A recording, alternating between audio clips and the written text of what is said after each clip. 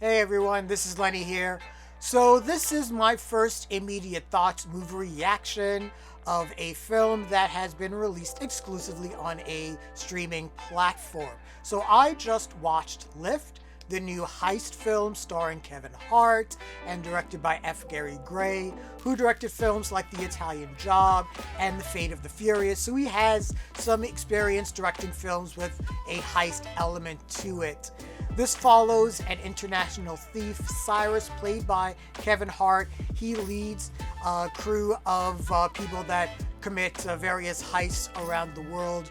But him and his team are implicated in a heist that they just did, and they're basically blackmailed into getting involved into another heist to steal $500 million worth of gold from a terrorist. And they're working with Interpol to get all of this done. And obviously, since this is a heist movie, we kind of go through all the tropes of the heist film. I'm just gonna say it right off the bat. I am going to forget this movie as soon as I'm done this review. This was a very standard, paint-by-numbers, cliche heist film. The movie starts off right off the bat with the action scenes, but it's kind of cut and edited, kind of like a TV movie, honestly. And, you know, this movie, I think, had a $200 million budget, but it kind of acted more like a travelogue where we just, you know, see all these great locations and great sets, and we follow these, you know, people are, you know, all around the world. But, man, this really felt very soulless and lifeless, and part of that stems from Kevin Hart trying to be very serious. Now I understand, you know, if Kevin Hart is trying to, you know, be more of a serious actor, I get that, but he just sucked out a lot of his own charm, you know, from this, and I wish that, you know, he brought a little bit more humor to the table. The film just felt, you know, a little colorless in that manner. He has a fling, or there was a past fling with the Interpol agent that has been chasing him, played by Gugu Mbatha-Raw, and that whole dynamic just stops the movie in its tracks. And I just wish that whole fling part was just erased from the movie completely. It would have been better if they were just people that, you know, were on opposite sides of the law and they just respected each other. I would have been more fine with that. Vincent D'Onofrio is in it. He's actually pretty good. They really don't give him anything to do. He's kind of plays the master of disguise, but he's not really good at his job, which is kind of the inside joke of the film. He has some good scenes with Kevin Hart, which I wish they kind of expanded on, but yeah, he's not given a lot to do.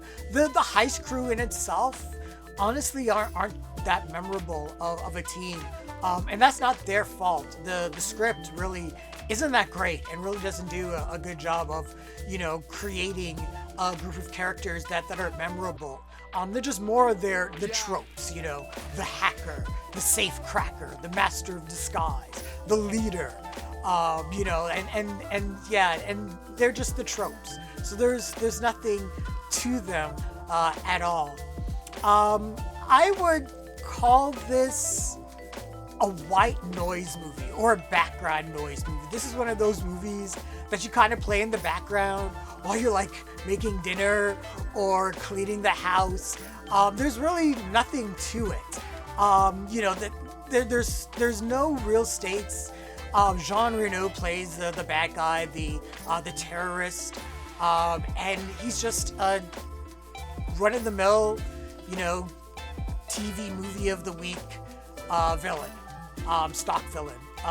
One-dimensional, there's nothing to him, and they don't give him anything to do either. So yeah, that's just kind of it. I wish that there was more to the film. You know, they try to do all the, you know, the heist tropes in terms of, you know, showing them preparing for the heist so we can kind of get an understanding of, all the things that may go wrong when they actually do the heist. So they, play up all those tropes. And then there's, the double crosses and the triple crosses. And Sam Worthington is in this as well, and he plays kind of like the head Interpol agent that blackmails Kevin Hart's team, and I think he's trying to play intimidating, but it just seems like he's more annoyed that he's been constipated for like a week. That's kind of how it feels to me, but yeah, I don't know, man. Like I said, this movie cost $200 million to make. It just feels like it just was spent on traveling around the world. There's nothing that's going to be really memorable about this film to me, and that's a shame. I know it feels like Kevin Hart's trying to branch out past being a comedic actor, and you can still do, drama and still have humor. I just watched American Fiction, and Jeffrey Wright is a dramatic actor, but he still is able to bring out moments of comedic flourishes. So you can do it, Kevin Hart. It's possible to kind of balance that line. So hopefully this is just, a first step for him, and maybe he'll find his groove. But in regards to this movie in itself, yeah, absolutely forgettable. And I hope this is not going to be how the streaming immediate thoughts movie is going to be. But those are my initial thoughts of Lift. Wow, it even just took me a while just to remember the name of the title of the movie. Yeah, I'm not going to remember this in 10 minutes. But yeah, that's my initial thoughts on Lift. What did you guys think of the film? Share your thoughts, leave your comments, subscribe to the channel, hit that bell icon for notifications as well. Thanks a lot, everyone. Take care.